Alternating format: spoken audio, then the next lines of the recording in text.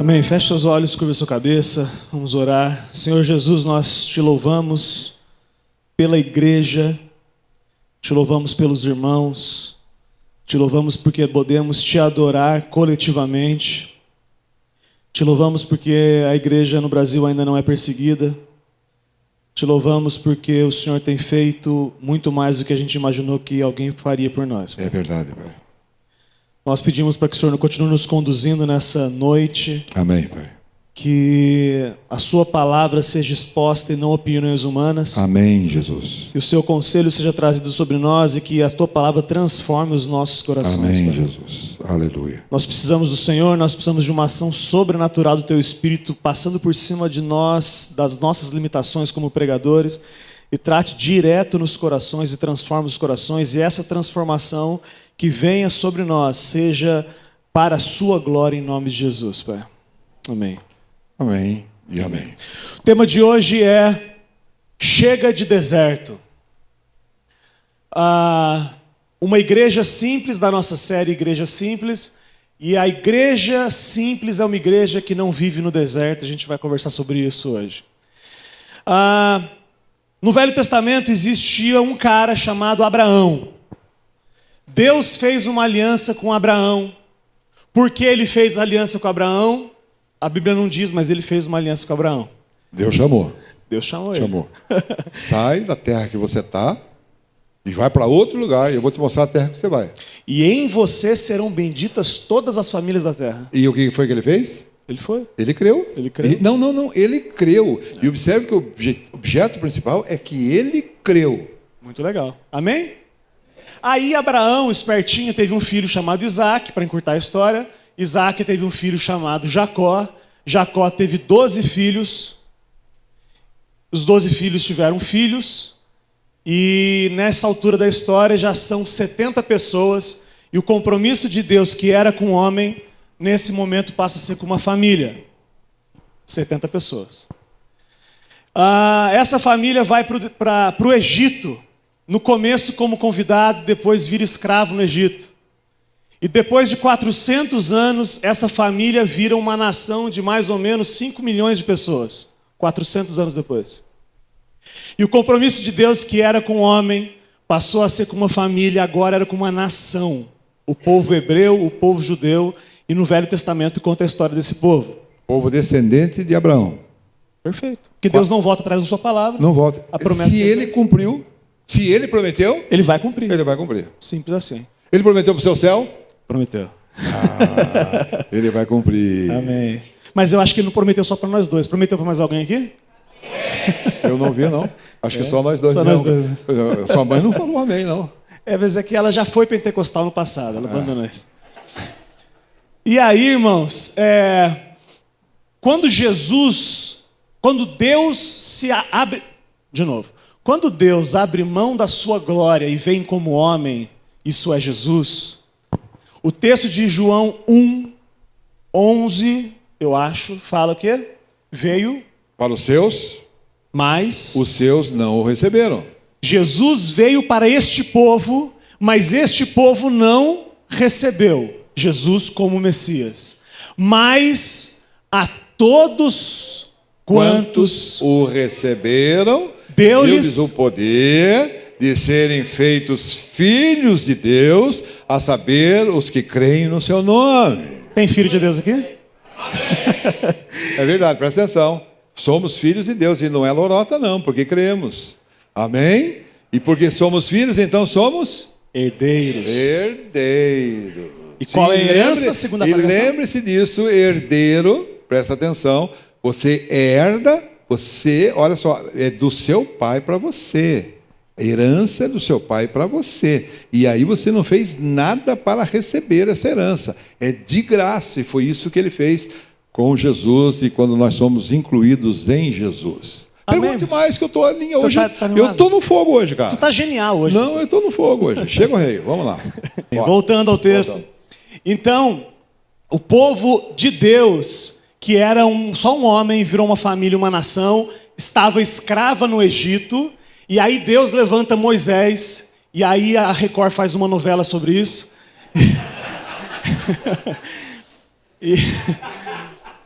E aí, eu tô brincando, mas daí rola as 10 pragas do Egito que vocês conhecem, e daí o faraó deixa o povo embora, o povo passa pelo mar e entra no deserto. E aí no deserto, uma coisa que talvez você não saiba, que 4 meses depois que o povo saiu do Egito, ele chegou na Terra Prometida. 4 meses? Não é 120 dias? O transcurso da primeira até chegar lá, Mas depois? Claro, já vai chegar lá. Tá spoiler. Aqui não tem erro, não. Presta atenção. Então, o que talvez você não saiba é que a gente sempre ouviu que o povo ficou quantos anos no deserto? É verdade, ele ficou 40 anos no deserto. Só que antes de ficar 40 anos no deserto, 3 meses depois que saiu do Egito, eles estavam na porta da Terra Prometida. E aí Moisés manda 12 caras para espiar a terra. E aí quando eles voltam, 10 caras falam assim: Deus mandou a gente ir, mas Deus está meio tantã. Deus porque tirou a gente lá da cebola do Egito para matar nós aqui. Nós, nossos filhos, sempre, tudo se serve de escravo deles, cara. O que Deus disse não interessava para eles. O Daniel, dos 12, 10 voltaram, camarada. E você estaria no lado dos 10 ou dos 2? Não responda. Não responda. Só 2 caras falaram assim: se Deus falou para a gente entrar, a gente vai entrar. Josué e Caleb. Mas os outros 10 falaram assim: mesmo Deus tendo falado para a gente entrar, os caras lá são grandes, os caras são fortes, os caras fazem MMA, e eu não vou entrar, a gente tem medo deles. E aí, porque o povo foi na onda desses 10 caras e não acreditaram na palavra de Deus, esse povo ficou rodando 40 anos no deserto em círculo, até que todos eles morressem no deserto. Meu Deus, você não entendeu o que ele falou. Eles ficaram 40 anos e o deserto, de fato, é uma câmara de morte.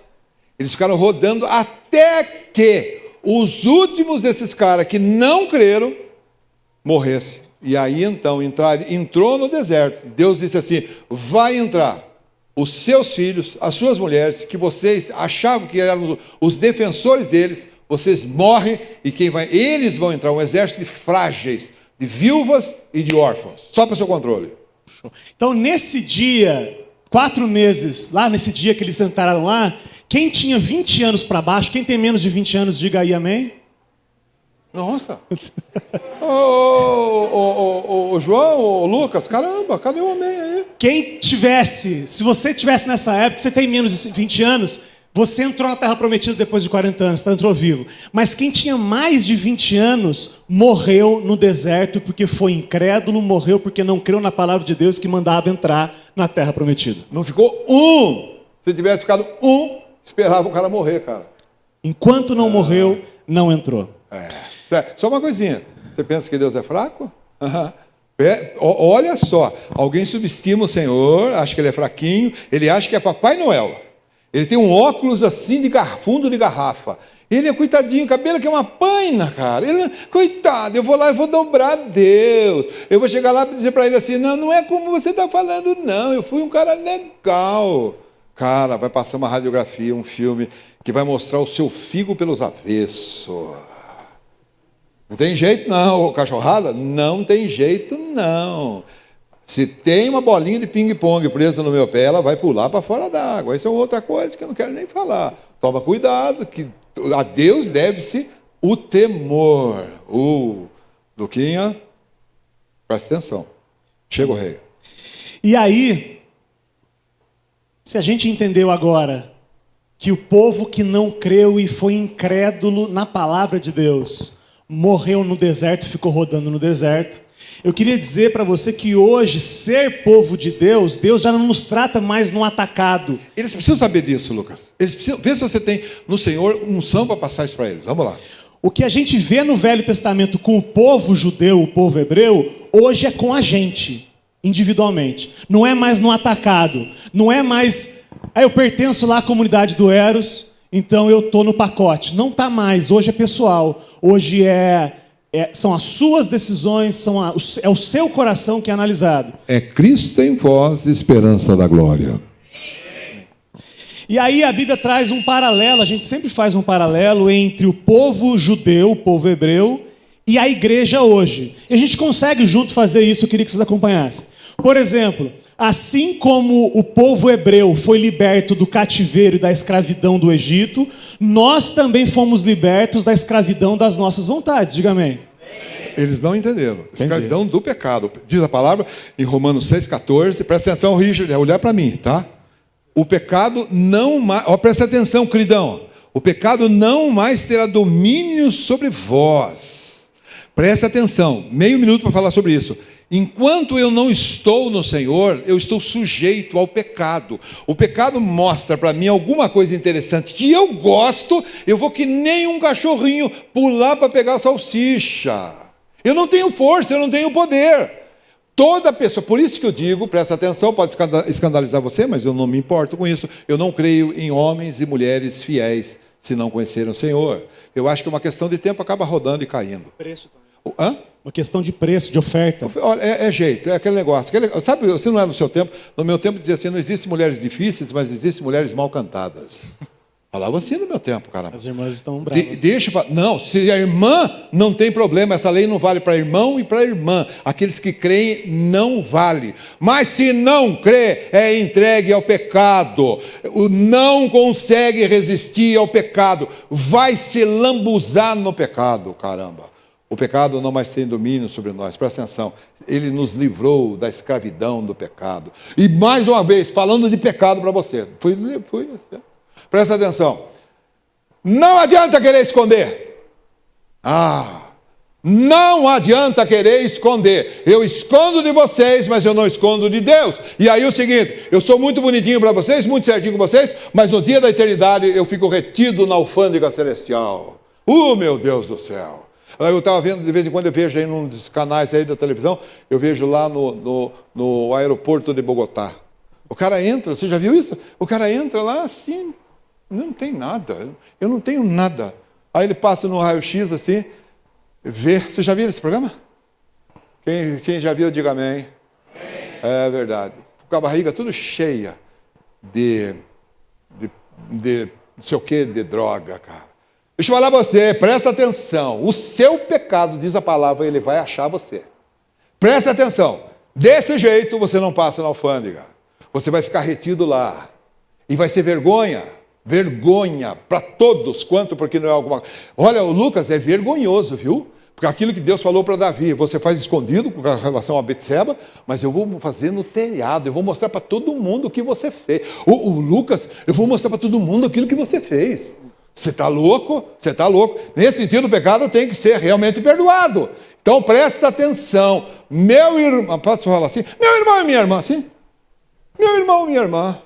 Como é que o cara lá da Universal fala? Meu amigo, minha amiga. Presta atenção. O pecado que tem que ser resolvido. Porque se não tiver, você não passa lá.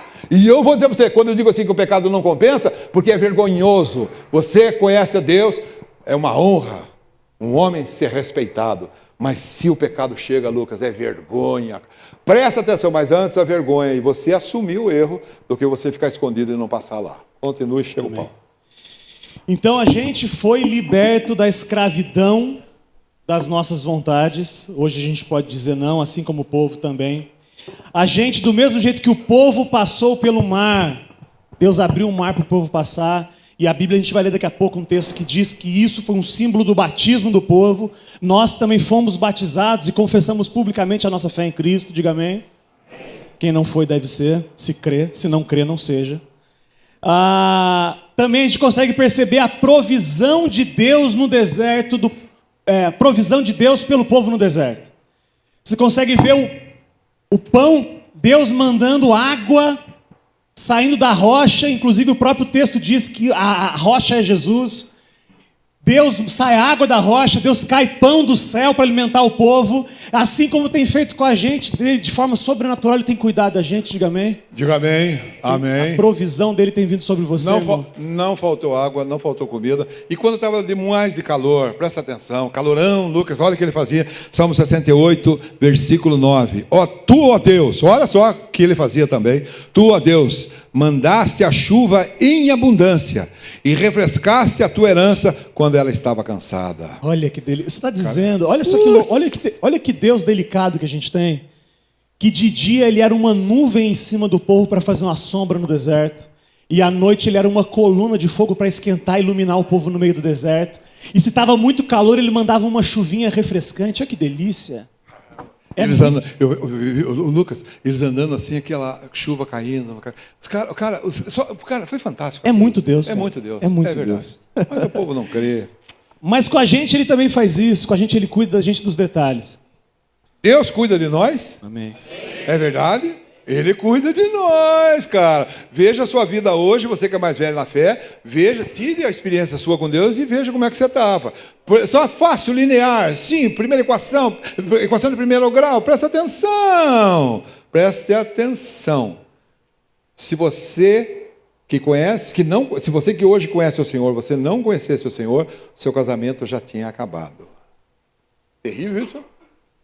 Você acha isso também? Isso é uma realidade, sem dúvida. Cara, isso significa que só nós permanecemos casados e os nossos filhos são abençoados e a nossa família é abençoada quando tememos o Senhor. Do contrário, presta atenção, erro sobre erro. Cara, deixa eu pregar um pouco. Agora eu. Cara, você pode mudar todas as coisas. Olha para mim, olha por favor. Você pode mudar todas as suas coisas. Ô menino burro, não posso falar. Você pode mudar todas as coisas dependendo de uma atitude que você tenha. Cara, o Lucas, o cara está casado, os filhos espandongados, a coisa está tendendo, vai dar porcaria. Cara, tudo pode começar a mudar numa decisão pessoal sua, unilateral sua. Lucas, você diga amém pelo menos para mim. Cara, é verdade, a história da sua vida pode... Oh, menino, a história da sua vida pode mudar numa decisão que você faça. Escolha pela parte melhor, assim como fez Maria. Escolha pelo melhor, volte-se para Deus, tenha comunhão com Ele. Rapaz, o sucesso é adiante. Entenda, não é financeiro. Evangelista que fala que vir para o reino de Deus, você vai receber dinheiro, isso é fraude, é fraudulento. Agora é bem verdade também que eu nunca vi, nos anos todos da minha vida, aquele que creu andar como escorpião, voltar para trás. Nunca vi. Sempre andou para frente. Amém. Sempre teve a chuva, viu? Amém. Chuvinha. Sempre. Sempre teve o maná. Sempre teve a água. Que bom, cara. Posso ir embora? Vamos embora? Chega. Só um parênteses que eu acho fantástico aqui. A Bíblia fala que nesse tempo no deserto, mesmo o povo tendo sido incrédulo na entrada da terra prometida, Deus continuou cuidando dele dessa forma que a gente está dizendo. E a Bíblia fala que o sapato dele não estragou, a roupa não estragou, eles usaram, provavelmente tinham pouca roupa, talvez a mesma roupa durante 40 anos, e a roupa foi crescendo junto com eles, e o sapato foi crescendo junto e não desgastando. Já pensou nisso? O pé não inchou. Pé inchado é coisa de... É. Mesmo criança, você andava muito incha também, não incha? E aí, uma coisa que eu já preguei errado isso, eu estou corrigindo aqui. Fazendo esse paralelo entre o povo judeu e a igreja de hoje, eu disse que o povo estava no deserto indo para a terra prometida, assim como hoje nós estamos nessa vida, e essa vida é um deserto, indo para a terra prometida. Já preguei isso. Está quase certo. Está errado. Está errado. Porque a Bíblia fala que a vida eterna... Presta atenção! A vida eterna começa quando a gente crê e não quando a gente morre. Isso significa que você ainda não está na terra prometida, não porque você ainda não morreu, mas porque você ainda não creu. Ih, caramba, agora você pegou. Esse povo aí, Lucas, volte a falar que eles não entendem, cara. A nossa terra prometida não é o céu. Não começa com a morte, você falou isso. A nossa terra prometida é uma vida abundante. Aleluia! Eles não entenderam. O João fez uma cara que não entendeu, Lucas. Ô João, pelo amor de Deus. A nossa terra prometida que nós estamos indo para ela, ou estamos vivendo nela, e a gente vai chegar a essa conclusão junto aqui, não é o céu. A nossa terra prometida é uma vida abundante, é uma vida acima da mediocridade. E que começa... Agora. Já. É isso. Agora. Niltinho, você está aí, Niltinho? Agora, cara. Eu posso... Meu Deus. Mas como é difícil o cara entender, né, cara? Presta atenção. O evangelho, ele dá... Não, presta atenção, não é loteria, porque você... Olha, pode ser até que o que você tem de dinheiro até você diminua, viu? Ih! Nossa, presta atenção. Mas a vida abundante, essa vida de você viver em meio a lutas e dificuldades e tudo mais, você vai viver no fogo e o fogo não vai te queimar. Eu queria dizer, olha, eu digo um amém, abre a boca. Olha, você vai viver no fogo e ele não vai te queimar. Amém. Você vai passar pelas águas e elas não vão te submergir. Amém. E nenhuma chama vai arder em você. Cara, você vai dormir de noite e você vai ter todo o conforto interior, porque Deus cuida de você. Amém. O que eu estou te levando a pensar hoje não é sobre salvação, é sobre vida abundante. É sobre vida abundante. O que eu estou dizendo para você hoje, aqui nessa noite, é que na área da sua vida que está um deserto, está um deserto porque você é um incrédulo. E que enquanto você não crer, você vai continuar rodando no deserto até que a incredulidade morra. Mas assim que a incredulidade morrer, você entra no descanso, você entra na companhia de Jesus, na vida Eles abundante. não entenderam, mas eu vou te ajudar. Eu não devia, mas eu vou lhe ajudar. Presta atenção. Olha, você está vendo. Olha, e tem, viu? E tem. Eu estou vendo, o senhor está me revelando aqui que tem muita gente no deserto. Deixa eu falar uma coisa para você, presta atenção. Existem áreas da sua vida que você está no deserto. Enquanto você não entregar, e entrega é confiança. Enquanto você não confiar no Senhor, você vai ficar rodando no deserto. À medida que você entrega e confia no Senhor, entrega porque confia, cara, você vai experimentar um livramento. E aí, isso que ele está falando, da vida abundante. Olha, presta atenção. Este é uma aba do Evangelho. O Evangelho, num aspecto, ele é vida, vitória sobre dificuldades e problemas. E a outra é reconhecer que Jesus é o Cristo, o Filho de Deus, e por conta disso você ser salvo e estar para sempre com o Senhor na eternidade. Amém.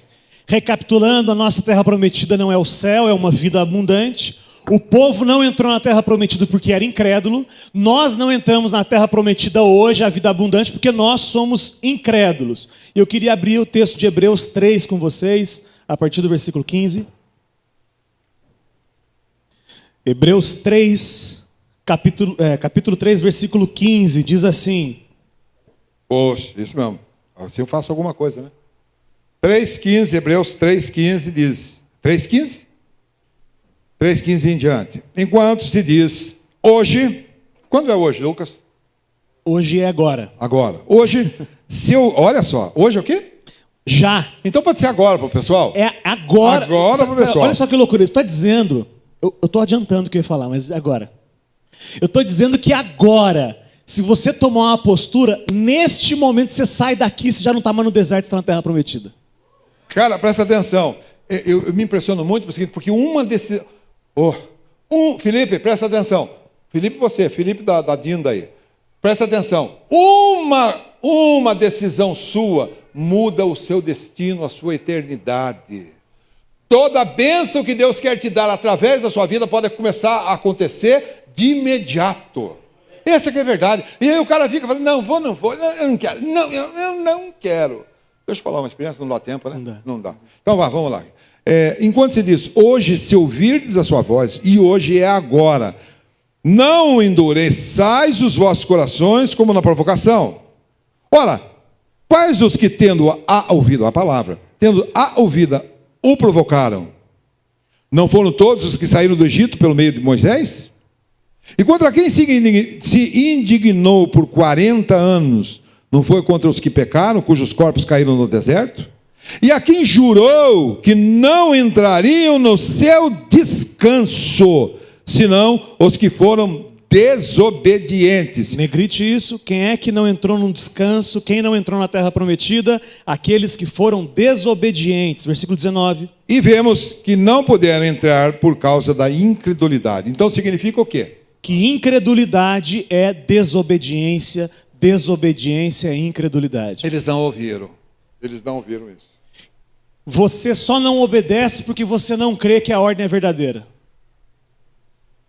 Se você realmente cresce que aquele mandamento de Deus é real, você obedeceria. Então, desobediência é incredulidade, é porque você não crê. E incredulidade é desobediência. Efésios 4,17, pastor. Isso, Chico. Efésios 4,17. Diz assim, portanto, digo isto. Não precisa esperar eles, né? Não, vamos. Portanto, digo isto e testifico no Senhor, para que não andeis mais como andam os outros gentios na vaidade do seu pensamento. Sabe o que é entenebrecido? Entenebrecido é aquele que é cego, aquele tapado, a palavra talvez melhor que seja tapado. Entenebrecido no entendimento, separados da vida de Deus pela ignorância que há neles, pela dureza do seu coração. Presta atenção. Tendo-se tornado insensíveis, entregaram a dissolução para com avidez cometerem toda sorte de impureza. Olha para mim. Olha só. A incredulidade, presta atenção, Daniel. A incredulidade, presta atenção, leva a dureza, a dureza leva presta atenção, a dureza do coração leva à incredulidade e esta a separação de Deus. Quem é capaz de repetir o que eu acabei de falar? Pode falar, Rafão. Eu sei que você entendeu. Rafão levantou a mão assim. Pode falar, Rafão. A dureza leva à incredulidade. E a incredulidade leva ao afastamento de Deus. Coração duro. Enquanto a pessoa tiver um coração duro, um coração cheio de si, um coração que ele por si só se acha que ele consegue se defender e resolver as suas questões. Presta atenção. Coração, enquanto você tiver esse coração atrevido, ousado, soberbo, arrogante, eu digo para você que Deus está longe. Dureza leva à incredulidade e esta a separação de Deus, ok? E nós estamos falando também de salvação, caso você ainda não creia. Mas nós estamos falando que a salvação já foi garantida, mas mesmo sendo salvos, você ainda é incrédulo em algumas ordens do Senhor na sua vida e por isso não experimenta o descanso do Senhor. Diga misericórdia. Pronto. E aí a pergunta é: que lugar é esse onde encontramos descanso para as nossas almas aflitas? Que lugar é esse que nós devemos, se crermos, estar? Ou se crermos, estaremos vivendo nele? Que lugar é esse? Eu queria, talvez, acho que abrir vai ser muito corrido para a gente abrir, mas Salmo 26:8, sabe de cabeça, pastor Leandro? Eu sei ele inteirinho, só para você saber. Então, mas eu sei tudo. Só que se eu pedir só o 8, você tem que falar inteiro, né? Brincadeira, viu? Versículo 8 do Salmo 26 diz assim: eu amo, Senhor, o lugar da tua habitação, aonde a tua glória habita. O lugar que nós vamos encontrar descanso para as nossas almas é o lugar onde habita a glória de Deus. Mas talvez ainda ficou subjetivo, então se quiser abrir o Salmo 27. Na sequência, veja aí, presta atenção, na sequência. Queridão, presta atenção. Fica ligadão aí, queridão. Seu garimpeiro, caramba. Bora. Salmo 27:4. Uma coisa pedi ao Senhor e é o que eu procuro. Presta atenção, é inteligente. Escute, vamos tentar estimular os neurônios aí, para ver se conseguimos entender um pouquinho. Vamos lá, por favor. Uma coisa eu pedi ao Senhor e é o que eu procuro: que eu possa viver na casa do Senhor todos os dias da minha vida, para contemplar a bondade do Senhor e buscar orientação no seu templo. Continue. Pois no dia da adversidade Ele me guardará protegido em sua habitação. Para um pouquinho. No seu tabernáculo me esconderá e me porá em segurança sobre a rocha. Fale. Se tem que morar no seu santo templo, na casa do Senhor, então a gente vai mudar para cá, fazer um monte de beliche e morar aqui.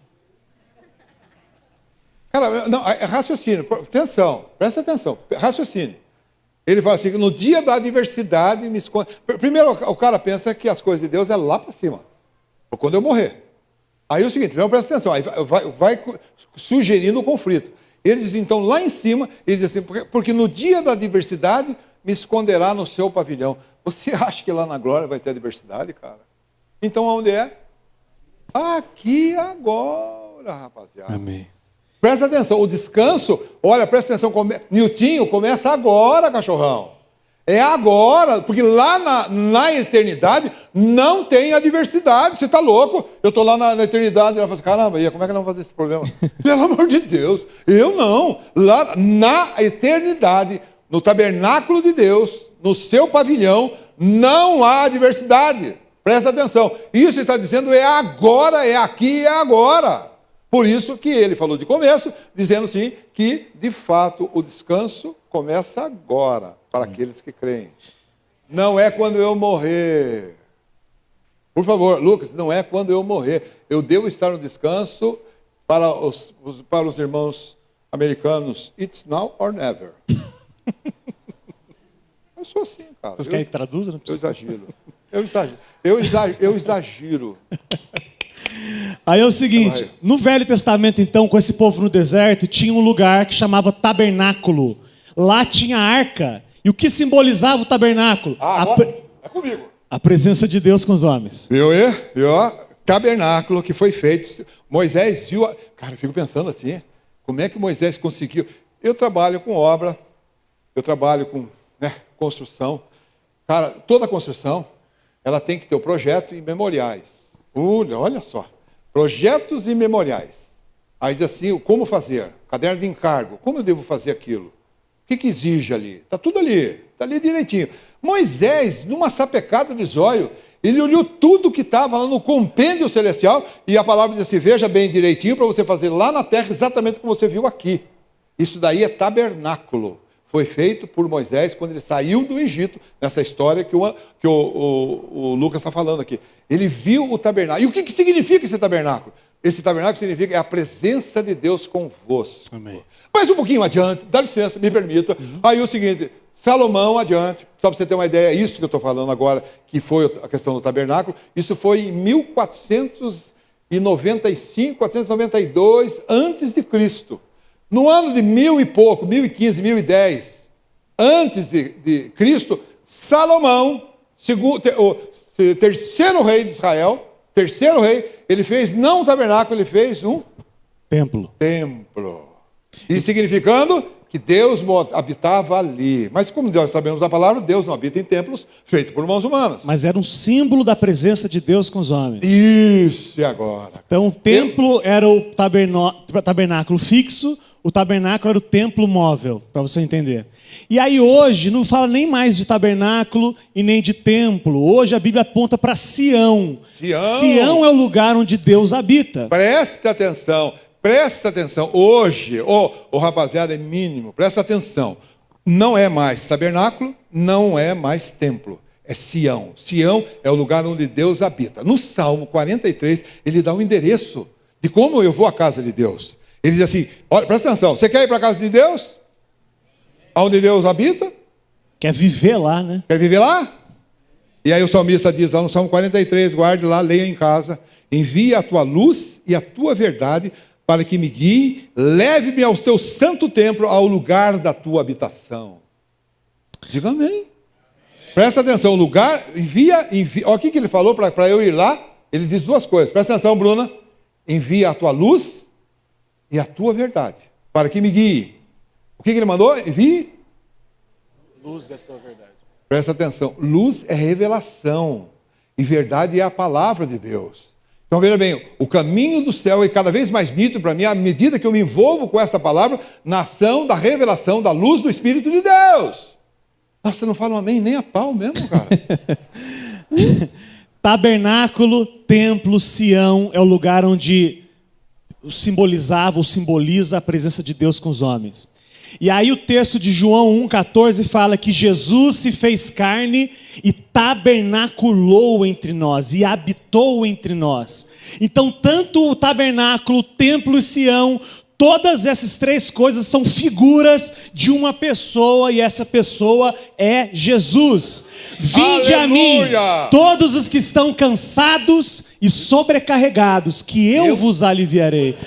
Lucas, isso é descanso, Lucas. Tomai sobre vós o meu jugo e aprendei de mim, que sou manso e humilde, e encontrareis descanso para as vossas almas. Ô povo duro, cara. Na minha igreja não tem essa frieza toda que tá aí não, cara. Então, o lugar de descanso é Jesus. Amém. Para um pouquinho, repete isso. Isso tem que calar neles, camarada. Cristo em vós, esperança da glória. O sábado não é um dia, o sábado é uma pessoa, que é Jesus. O céu não é um lugar, o céu é uma pessoa que é Jesus. Aleluia. A nossa terra prometida está em Jesus. E quando Ele está em nós, nós vivemos uma vida abundante. Tudo que você tem que fazer é estar em comunhão com a vida, rapaz. A vida é Jesus. Niltinho, presta atenção. Cara, você está pensando o quê, camarada? Mais importante lá do que o seu restaurante é estar com o Senhor na eternidade. Só que, irmãos, eu vejo pessoas tomando decisões baseadas na incredulidade, desobedientes, sendo desobedientes à palavra de Deus, não crendo na palavra, e infelizmente essas pessoas que decidem as suas vidas a partir da sua incredulidade, elas vão amargar um deserto até que a incredulidade morra. Seja mais claro. Eu estou dizendo para você, irmã, que já ouviu a palavra de Deus que diz para você, por exemplo, ser submissa ao seu marido. Meu Deus, não fale desse machismo. Ser submissa como convém ao Senhor. As irmãs falam, está amarrado. Quando você, ouvindo essa palavra, você é incrédula e desobediente a essa palavra, você vai viver um deserto até que a sua incredulidade morra e você entre na terra prometida. Quando eu digo entrar na terra prometida, vocês já entenderam que é uma vida abundante aqui na terra. Eu estou dizendo que se o seu casamento é um deserto, pode ser por isso. Pode ser que seu casamento seja um deserto porque você, marido, é incrédulo e não ama a sua esposa como Cristo amou a igreja. O seu casamento vai ser um deserto até que você se renda, creia e comece a desfrutar da vida abundante já. E descanse, e descanse. Eu não posso falar jumento, né? Pode, agora pode. Jumentos aqui reunidos. Cara, presta atenção. Comecei, desde o início eu estou falando para vocês. Você pode mudar a história da sua vida, da sua família, numa decisão. Eu quero ser mais chegado com o Senhor. Cara, é verdade, você pode mudar tudo. Mas o cara é renitente. Só uma coisa, mulher tem um meio que pode não obedecer marido, sabia? Ai. Presta atenção, se o seu marido pedir para você coisas tolas, que não é segundo Deus, chute o traseiro dele. No bom sentido. Tolas que você diz não são coisas bobas, são coisas que infringem a palavra de Deus. Colossenses. Você vai apanhar todos os dias sim, porque você está submissa. Você pode sair de casa, liga para a polícia, Maria da Penha. Maria da Penha. Ô cachorrado, marido que levanta a mão, Maria da Penha nos caras. E fala comigo, enfia a mão na cara dele, caramba. Presta atenção. Vós, esposas, olha só, serem submissas aos seus maridos, como convém ao Senhor. Se o estúpido do seu marido inventar coisas que não está segundo o conselho de Deus, chuta o traseiro dele. Não manda embora, não. Dê um tapa na orelha dele, pode dar? Se ele bater, não sei. Não convém. Conversa com a gente vai orar junto. Não é Maria da Penha, é João da Penha. Mas isso, irmãos, o deserto que você tem vivido é porque você está sendo incrédulo. A maneira como você vive a sua sexualidade. Você já sabe que Deus não quer que você viva dessa forma. E aí você insiste nisso e não está desfrutando a vida abundante no Senhor. Se você tem... Eles entenderam, todos entenderam. A gente vai falar mais sobre isso daqui a pouco. Tudo que você sabe que a palavra de Deus te recomenda que você faça, e você não faz porque você é incrédulo. E você vai ficar no deserto nessa área da sua vida até que a incredulidade morra e você entre na terra prometida. Sendo verdade tudo isso, então, o foco é não desejar o fim do deserto, mas sim matar a incredulidade, obedecer e entrar na terra prometida. Se eu desejo, olha só que importante isso.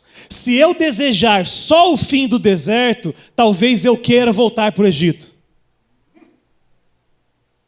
O povo fez isso. O povo, terrível esse povo, né, cara? O povo é nós. Não fala nós, eu não. O povo, quando estava no deserto, porque foi incrédulo e não entrou na terra prometida, e queria o fim do deserto, ao invés de começar a crer no Senhor e entrar, começaram a desejar, que saudade do Egito. Vamos voltar, porque você trouxe a gente numa quebrada aqui, cara. Vamos voltar enquanto é tempo para o Egito e pedir perdão para os caras do Egito, caramba. Testemunhos, já viu? Porque eu fazia mesmo, cara. Eu pegava a mulherada mesmo, cara. Eu usava droga mesmo. Nossa, eu era o cara. Aí Jesus me libertou. Você está entendendo que isso é... Atos 7 fala isso, Estevão fala, em seu coração o povo voltou ao Egito. Quando Saudades do Egito, saudades da vida velha, é isso que você está falando? É isso. Ai, que saudade. Ai, aquele mundo é uma delícia. Ai, que saudade. Por que eu voltei, cara? Por que eu não esperei mais um pouco para experimentar o regozijo do pecado? Mas se você não luta contra a incredulidade, só luta para sair no deserto, talvez a única porta que esteja aberta para você sair do deserto é voltar para o Egito. E é por isso que é tão sério. Você fica tão lembrando tanto das coisas. Essa história que ele falou, eu me lembro, meio minuto. Uma amiga da Roseli, não vou dizer o nome, mas o nome dela não. Ela dizia assim, ela dava o testemunho assim, eu era mulher da noite, cantava a noite toda, passava a noite toda, aquela coisa, e aquilo enriquecendo aquela vida passada. Depois no final, assim, e depois eu aceitei Jesus. Cara, não tinha mais jeito mesmo? Que decepção. Cara, exatamente o contrário. Ele nos tirou do lamaçal do pecado e nos trouxe para um reino de amor extraordinário, maravilhoso. Sabe que, puxa vida. E aí passa a ser, ai, que saudade do Egito. Será que tem alguém aqui que tem saudade do Egito? Tenho certeza. Será que tem alguém aqui que lembra com, assim, gostando do tempo da carne que viveu? Tem gente aqui que só não vive mais o Egito porque não consegue. Não é possível. Queria pecar mais, mas não consegue. Mas não é possível. Não é possível. Você que está aqui, isso não é verdade. É verdade. Não é verdade. Por favor, em nome de Jesus. Estamos de caminho para a glória. Se você entendeu bem, viu e visível, olha, a vida com Deus é incomparavelmente melhor do que tudo que o mundo possa oferecer. Lembrando, para os homens, muito melhor. Posso falar isso aqui? Para os homens, a vida com Deus é muito mais glamurosa, muito melhor, muito satisfatória do que mulher. Deixa eu melhorar, porque hoje em dia a gente está numa situação que não faz mais tanto sentido essa frase. Quero dizer para você, homem e mulher, que a vida com Jesus é muito melhor do que sexo. Está vendo? Resumiu tudo. Meninão, muito melhor que sexo. Cara, ele não acredita e ela não acredita nisso, cara. Muito melhor do que sexo. Vou melhorar. Incomparavelmente melhor do que sexo. Deixa eu dizer uma coisa para você. Presta atenção nisto. Não há nada. O prazer da presença de Deus é incomparavelmente melhor do que sexo, cara. Como é que você descobre? À medida que você avança. Você vai olhando e vai chegando à sua altura. É verdade isso. Talvez aqui para muitos isso não seja uma verdade. Mas para os velhos, para aqueles que conheceram mais profundamente o Senhor, a vida com Deus é muito mais do que sexo. Muito mais. Eu acho que de todas as emoções do homem, da natureza humana, me parece que o sexo é aquele que é mais o quê? É mais colorido. Mais colorido, eu não sei. Colorido. O salmista passou por esse momento. O salmista no Salmo 73, ele fica revoltado ao ver o sucesso dos ímpios. E ele fica, o salmo inteiro ele passa brigando com Deus, revoltado. E aí o texto fala, até que entrei no santuário do Senhor. Posso ler? Muito rápido, pode. Não lê. Então não lê. Lê em casa o Salmo 73. Leia, fantástico. Você vai ver essa história. Olha, presta atenção. Enquanto você olha segundo o mundo, as coisas visíveis, você fica com inveja. Você olha assim, caramba, eu que estou quero mais de Deus, eu tenho experimentado mais de Deus na minha vida. Eu vivo uma vida de muita regra, de muita dificuldade, dinheiro escasso, saúde escassa e tudo difícil. E aí eu olho para os caras ricos, aquela coisa toda, e aí eu fico com inveja dele. Aqui não tem ninguém que tem inveja. Opa, você tem. Não é possível. Não é possível. Olha, aí fica com inveja. Por que eu não tenho aquele carro, caramba? Por que não eu? Por que não eu? Cara, presta atenção, cara. Enquanto não viu o invisível, fica lamentando, fica reclamando, lamentando a sua sorte. Esse é o Salmo 73 que você lê, cara. Ele diz assim, até que cheguei, até que vi as coisas, o final das coisas. Ele diz assim, meu coração se amargurou, senti picados no rim. Eu não vou falar mais. Tá bom. Pronto. Leia 73, é fantástico, é apaixonante. 73. Salmo 73. E aí eu queria ler um texto com vocês, queria que vocês abrissem 1 Coríntios 10. Estamos acabando, Lucas? Os irmãos, a gente vai estourar no máximo 5 minutos, então sejam pacientes que o Senhor vai terminar de construir isso no coração de vocês. 5 minutos no máximo, mas Deus vai dar graça. 1 Coríntios 10, de 1 em diante, fala assim: porque não quero, irmãos, que vocês ignorem o fato de que todos os nossos antepassados estiveram sob a nuvem e todos passaram pelo mar. Em Moisés, todos foram batizados na nuvem e no mar. Todos comeram do mesmo alimento espiritual e beberam da mesma bebida espiritual, pois bebiam da rocha espiritual que os acompanhavam, e essa rocha era Cristo. Contudo, Deus não se agradou da maioria deles, por isso seus corpos ficaram espalhados no deserto. Essas coisas ocorreram... Olha aí, Lucas, olha só. Vou desacelerar. Essas coisas ocorreram como exemplo para nós. Então, repita de novo. Essas coisas aconteceram e ocorreram como exemplo para nós. Então fique esperto, presta atenção. Se é exemplo, fique esperto. Atenção que é para você, que é para mim, é para nós. Chega o rei. Para que não cobicemos coisas más como eles fizeram. Não sejam idólatras, como alguns deles foram. Conforme está escrito, o povo se assentou para comer e beber, levantou-se para se entregar à farra. 8. Não pratiquemos imoralidade, como alguns deles fizeram. E num só dia morreram 23 mil. Não devemos pôr o Senhor à prova. Não devemos pôr o Senhor à prova, como alguns deles fizeram e foram mortos por serpente. E não se queixem ou não murmurem, como alguns deles murmuraram e foram mortos pelo anjo destruidor. Essas coisas aconteceram e a eles como exemplos e foram escritas como advertência para nós sobre quem tem chegado o fim dos tempos. Aquele que julga estar firme, cuide para que não caia. Vamos falar junto. Aquele que está. 1, 2, 3. Aquele que está firme, cuide para que... Tem que ver a versão que a gente vai falar. Olha lá. Assim, aquele que julga estar firme, cuide-se para que não caia. Presta atenção. Cuida da tua vida, caramba. Olha aí a tua vida. Eu já vi muita gente, eu posso falar? Eu já vi muita gente firme, abençoada, que nem você está. Mas o endurecimento, vede irmãos que nunca haja em qualquer de vós um perverso coração de incredulidade que vos afaste do Deus vivo. Antes exortai-vos uns aos outros todos os dias, no tempo que se chama hoje, para que nenhum de vós se endureça pelo engano do pecado. Presta atenção. Eu já vi muita gente importante, gente boa, gente que andou, tinha uma maior expectativa do céu para eles, e hoje eles são uma lembrança. Passaram e foram-se embora. E o coração mole voltou a ficar duro, e ele perdeu a noção, a sensibilidade e a visão das coisas invisíveis. O texto que a gente acabou de ler, de Coríntios 15, ele fala de 4 pontos que eu queria só passar rápido com vocês, para que você entenda que talvez esses pontos estejam impedindo você de entrar na vida abundante, no descanso do Senhor.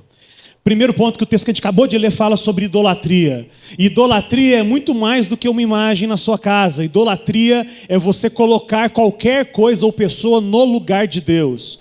Tudo aquilo que é o seu prazer e a sua alegria, que define as suas atitudes, isso é um Deus na sua vida. E isso pode estar te impedindo de entrar no descanso do Senhor. Só para lembrar, Deus, Ele é, olha, presta atenção, Ele é alegria e prazer. Presta atenção, Deus, Ele é isso. Se você arruma um outro meio de colocar no lugar de Deus alegria e prazer, você está idolatrando. Isso vale dinheiro, vale sexo, vale imagem, vale tudo que você quiser. O seu conforto, muitas vezes, é um Deus para você. O seu prazer é um Deus para você. Outro ponto que o texto falou, imoralidade. Isso é mais do que adultério ou relação sexual antes do casamento, para aqueles que são solteiros. Também é isso. Mas ele está falando até mesmo para os casados, como é que está a sua cabeça com relação a isso dentro do seu casamento. Espera aí que eu tenho que falar. Presta atenção. A relação daqueles que crê não é uma relação imoral. Será que eles entendem o que eu estou falando? Eu creio que sim, pastor. Olha, presta atenção. Você batendo na cangaia para o burro entender. Nós somos santos. Amém? Amém. O nosso leito é sem mácula. Diga amém. A promiscuidade do mundo não faz parte da nossa casa, do nosso leito. Diga amém. É isso mesmo. Presta atenção. Por exemplo, voltando a falar, internet. Imagine que você se excita em ver coisas na internet para depois ter relação sexual. O que você acha disso, Lucas? Eu não sei se a gente pode rasgar o verbo, mas... Eu acho que é perigoso. Quando você faz isso, está online. Você colocou classificação etária? Não. Não, mas eu vou ser delicado. Quando você faz isso, se estimula na internet e depois satisfaz com a sua esposa ou com o seu marido, isso na verdade nada mais é do que uma masturbação a dois. Porque não tem nada a ver com a sua esposa, a intimidade não é com ele ou com ela. Tem a ver com os seus monstros, os seus fetiches que você criou, e a pessoa ali, o seu parceiro, é só um pedaço de carne. Eu tô pegando pesado mesmo. Pegando pesado. Não, pega para arrebentar, meu. Só uma coisa importante. Imagine um marido tendo relação sexual com a sua esposa e pensando na outra mulher. É isso. Ou uma mulher tendo relação sexual ali naquele ato pensando no outro cara. E você sabe que não deve fazer isso, mas porque você é um incrédulo, você faz. E aí o seu casamento vira um deserto e não vai virar a terra prometida, que é uma vida abundante, enquanto você não tomar partido. Você não entrou no descanso. E quem paga o tributo por isso é você. E os seus filhos. Paga a conta é você. Vida desregrada, vida totalmente desajustada e, em consequência, leva junto os seus filhos e tudo mais. E eu digo para você, você não é um burro, porque burro é útil. Você não é um jumento, você é um estúpido. Outro ponto que o texto traz é pôr o Senhor à prova. Ou seja, Deus, se você não fizer isso, você não é Deus. E aí Deus fica com muito medo de você e vai ter que obedecer você. Fica com pavor. Ele fala assim, não, filho, olha, se eu não fizer, então, você abandona eu. Não faça assim, filho, vai devagar. Coloque Deus contra a parede e ele não pode voltar atrás na palavra dele. E se ele falou que, pai, isso não tem nada a ver com o jeito de Deus. O último ponto, que o tempo já não é escasso. Não. Fica comigo, vamos terminar aqui. Tá bom, então. Murmuração. Para só. Eu não fui lá para a porta, você não saia daí. Presta atenção. Não, nossa. Ele vai orar, enquanto ele ora, eu vou lá para a porta. Mas não é para você sair do seu lugar. Toda hora assim, eu vou dando sinal de luz aqui, os caras vão entrando na minha frente, caramba. Mas não sai. Enquanto estiver orando, não sai do seu lugar, porque senão você pode falar uma palavra dura para eles. Não, é que na verdade todos são muito educados, vão esperar a gente orar e aí os irmãos. Então não é o povo que eu conheço. O último ponto que o texto trouxe fala de murmuração, e murmuração denuncia um coração ingrato.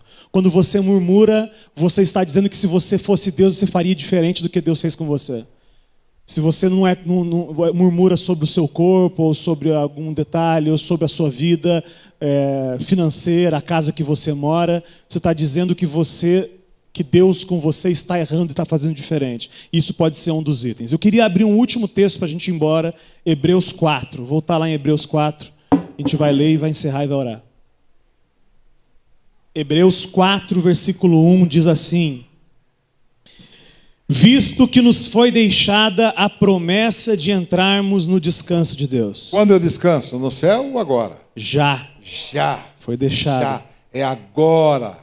O descanso que você quer, ele é possível e é agora, se você crer. E aí, então, você vai experimentar aquilo que Deus tem para você. Final do versículo 1. Temamos que algum de vocês pense que tenha falhado. Quer dizer, então, que se você está vivendo num deserto, Deus falhou. É isso? Deus falhou com você ou é você que é o incrédulo e não está entrando na terra prometida, irmão? Continuando, versículo 2. Pois as boas novas foram pregadas também a nós quanto a eles, mas a mensagem que eles ouviram de nada lhes valeu, pois não foi acompanhada de fé por aqueles que ouviram. Fé é crer. Incredulidade, contrário de credulidade, para a gente, ele está dizendo que a gente tem que ser diferente deles. 3. Pois nós, os que cremos, é que entramos naquele descanso. Aleluia. Peraí, vamos de novo. Pois nós, os que cremos, é que entramos naquele descanso. Outra vez. Pois nós, os que cremos, é que entramos naquele descanso. Foi fraco. Assim jurei na minha ira, jamais entrarão no meu descanso, Deus dizendo sobre os incrédulos. Versículo 4. Pois em certo lugar ele falou sobre o sétimo dia, nestas palavras: no sétimo dia Deus descansou de todas as obras que realizara. De novo, na passagem citada há pouco, diz: jamais entrarão no meu descanso. Por que o texto está dizendo? Não é o assunto de hoje. Ele está dizendo que guardar o sábado é exatamente não guardar o sábado. Eles não entenderam, Lucas. Se você guarda o sábado porque acha para cumprir a lei de Deus, é exatamente não guardar o sábado. Porque guardar o sábado é descansar das suas obras. Confiar em Deus. Confiar em Deus. Confiar em Deus. Eles não entenderam Porque o nada. sábado não é um dia, o sábado é uma pessoa. A gente vai falar sobre isso depois. Melhor. Aliás, mencione que a igreja é simples, né? Nós não falamos Sim, nada. estamos, não falei. Nós não falamos nada da igreja simples hoje, caramba. E aí, versículo 6, é o preletor aqui de Hebreus falando para a gente. Entretanto, resta entrarem alguns naquele descanso. Meu Deus. Alguns que estão aqui ainda não entraram no descanso. Caramba. Algumas áreas da sua vida você ainda não entrou no descanso. Não, para com isso. Até quando vai ser isso? Até quando você... Quando é que você vai criar vergonha e tomar providência para você não sofrer e ficar agitado e tudo mais que decorre daquele que não vive no descanso? Não é bom. Para ele não é bom, Lucas. Não é. E aqueles a quem anteriormente as boas novas foram pregadas não entraram por causa da incredulidade e desobediência. Por isso Deus estabelece outra vez um determinado dia, chamando de amanhã. Não! Semana que vem, regime amanhã. Hoje! Estabelece um dia, um outro dia que se chama hoje. Ao declarar... Diga. Hoje, se ouvirdes a sua voz, preste atenção, você que ouviu toda a pregação, você que ouviu tudo, hoje, olha, se ouvirdes a sua voz, se você ouviu isto, se o Espírito de Deus mexeu com isso, com você, tome providência para o seu próprio benefício, em nome de Jesus. Amém. E é por isso que hoje é um dia para você tomar decisão. Né? Não estou falando de salvação, não, irmão. Salvação já foi libertação do Egito lá. Eu estou falando de viver na terra prometida agora.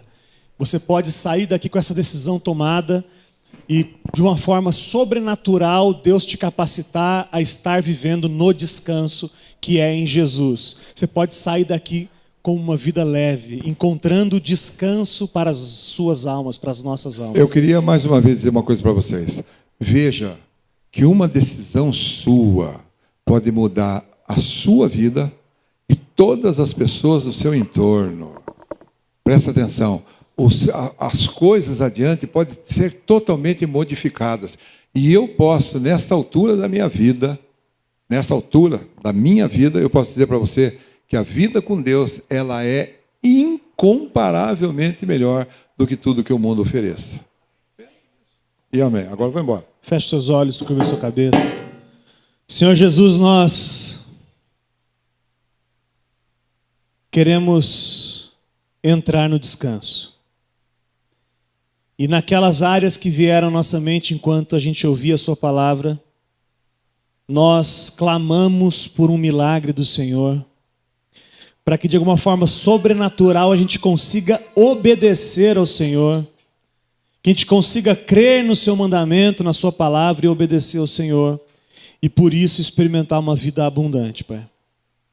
Somos muitos, somos muito diferentes, cada um tem as suas ansiedades, os seus medos, os seus traumas, mas nós confiamos e cremos que o Senhor tem poder para nos tirar desse lamaçal que a gente se coloca e levar a gente a estar firmado sobre a rocha que é Jesus.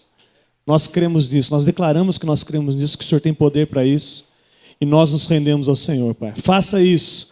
Se existe alguém aqui, Pai, que ainda não te conhece, puxa vida, não só escravo, não só incrédulo em algumas áreas, mas na vida toda ainda não se rendeu ao Senhor. Nós oramos por esses irmãos agora, para que também o Senhor faça algo milagroso no coração e tire o coração de pedra e coloque o coração de carne obediente.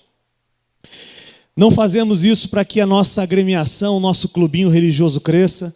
Fazemos isso porque nós queremos o céu cheio de pessoas que foram salvas mediante a fé, mediante a graça, pela graça mediante a fé.